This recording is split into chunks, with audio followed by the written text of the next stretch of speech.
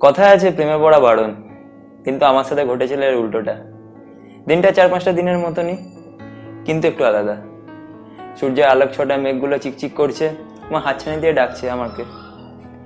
সম্ভবত তখন হবে কি ক্লাস 12। রোজের মতন মাছ ভাত খেয়ে স্কুলের জন্য বেরিয়ে পড়লাম। পরনে ছিল শুধু নীল জামা আর একটা সবুজ ঢালালো প্যান্ট।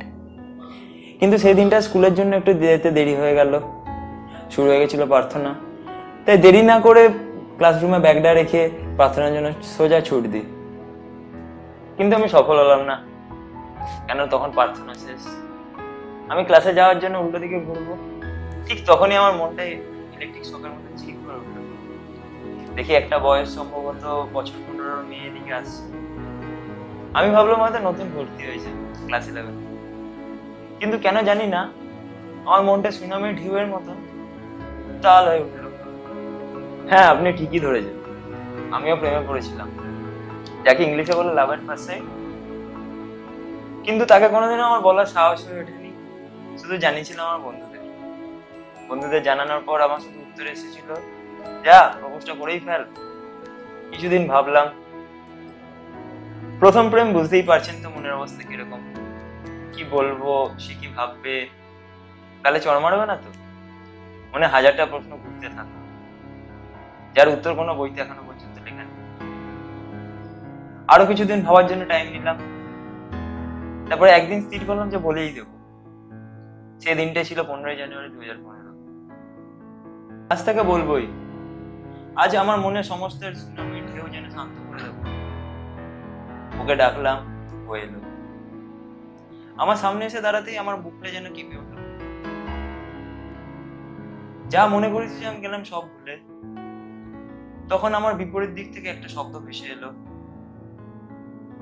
এলো, কি কিছু বলবে? হ্যাঁ হ্যাঁ তোতলাতে তাকে আমি বলেই ফেললাম, আমি তোমাকে ভালোবাসি। এই মনে মনে ভাবছিলাম যে চড় খাবো কি জুতো খাবো, কিন্তু শুধু উত্তর এলো, সো হোয়াট, তাতে আমি কি করতে পারি। চলে গেল। কাঁচের মতন আমার মনটা গেল গুঁড়ো গুঁড়ো হয়ে। চোখে চশমা, তবু দেখছি সামনে ঝাপসা। কি করবো বুঝে পাচ্ছি না। মনটাকে শান্ত করলাম, তারপর দিলাম উচ্চ মাধ্যমিক। শুধু মাঝখানে শুনেছিলাম ওর নাকি নতুন প্রেমিক হয়েছে। দেখতে দেখতে 3টে বছর কেটে গেল। ভর্তি হলাম ইঞ্জিনিয়ারিং এ। সেদিনের দিনটাও ছিল অন্যরকম। খাবার খেয়ে ল্যাপটপ নিয়ে বসেছি, ফোনে দেখলাম মেসেজ। সম্ভবত রাত 10:30 হবে। মেসেজে লেখা গেস হু। ভাবলাম এত রাত্রে আবার কি মেসেজ করে। সঙ্গে সঙ্গে ফোনের ট্রুকলারটা খুললাম, এই নাম্বারটা চেক করলাম। দেখলাম সেই মেয়ে যার কাছে ছিলাম আমি বাচ্চা ছিলাম। তারপর মেসেজে উত্তর দিলাম, হ্যাঁ বল, আমি ভালোই আছি। সেই রাত্রে কেটে গেল।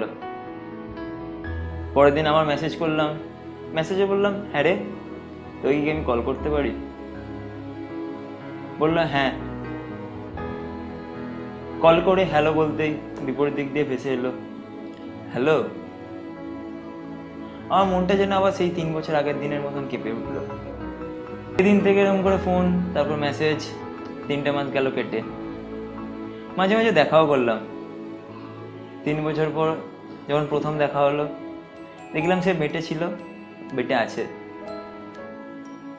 তারপর একদিন মাঝখানে হঠাৎ মনে প্রশ্ন উঠলো, আবার কি আমার মধ্যে প্রেম জাগছে? সেই জন্য আগাগোড়া কিছু না ভেবে বলে দিলাম, আই লাভ ইউ। উত্তর এলো, আই লাভ ইউ টু। তখন মনের মধ্যে সমস্ত দুঃখ, শরীরে নেই ব্যথা, মাথায় নেই চাপ, যেন সারা চাপ কখন শেষ হয়ে গেছে। কথাও দিয়েছিলাম বিয়ে করব। 3 জানুয়ারি 2019। ফোন করছি, ফোন ধরছে না। এরকম করে একটা সপ্তাহ কেটে গেল। তারপর যদিও বা ধরলো, তখন বললো বিজি আছি। এরকম করে আমার মনটা যেন কিরকম হতে থাকলো। 1 সপ্তাহ পর যখন দেখলাম ফোন ধরছেন না, তখন মনে কেমন রাগ হতে থাকলো। তারপর দিনই ফোন করলো, ফোন করে বললো পরীক্ষা ছিল। কেন করছিলে বাবু এরকম?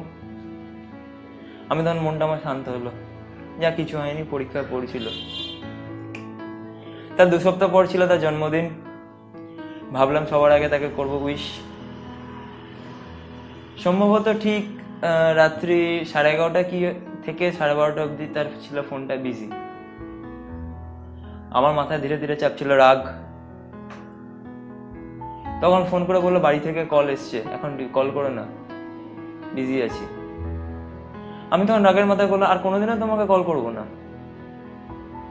আমার ধারণাটাই হলো ঠিক। দেখলাম তার সাথে এক অজানা ছেলের এক ছবি। মনটা গেল ভেঙে। শেষে মনটাকে শান্ত করলাম এবং ফোনটা করলাম। বললাম কেন করলি এরকম? আমাকে যে তুই শেষ করে দিলি, আমাকে যে তোকে ছাড়া আর কেউ নেই। শুধু একটাই উত্তর এলো, জানো তো তোমার প্রতি আর কোনো ফিলিংস নেই। ভেবেছেন হয়তো না আপনারা 4-5টা ব্যর্থ প্রেমিকের মতন আমিও হাতে শিরা কাটবো, গেটে বাথরুম ভাসাবো রক্তে, হয়তো বা নেশার জগতে নিজেকে সমর্পণ করব, কিন্তু সেটা নয়। আমি হলাম শক্ত মনের মানুষ।